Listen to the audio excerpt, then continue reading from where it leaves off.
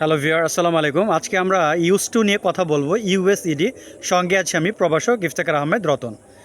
Use টুটা কখন ব্যবহার করা হয়? অতীতের অভ্যাসগত কাজে ইউজ টু ব্যবহার করা হয়। আরেকবার বলছি, অতীতের অভ্যাসগত কাজে ইউজ টু ব্যবহার করা হয়।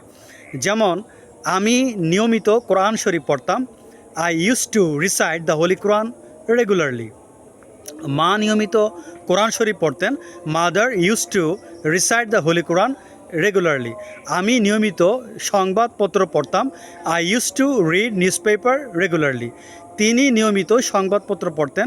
হি use to read news regularly. এখানে একটা জিনিস ব্যাখ্যা করা প্রয়োজন, যেটা আমি অতীতে করতাম কিন্তু এখন আর করি না। অর্থাৎ যেটা আমার অতীতে অভ্যাসগত কাজ ছিল এখন আর করি না, সেটাই হচ্ছে ইউজ টু। যেমন আমি নিয়মিত বই পড়তাম। I use to read books regularly. তিনি নিয়মিত বই পড়তেন। He use to read books regularly. তিনি নিয়মিত সংবাদপত্র পড়তেন। He use to read news regularly. আশা করি ভিডিওটি বুঝতে পেরেছেন। আজ এ পর্যন্ত। আল্লাহ হাফেজ।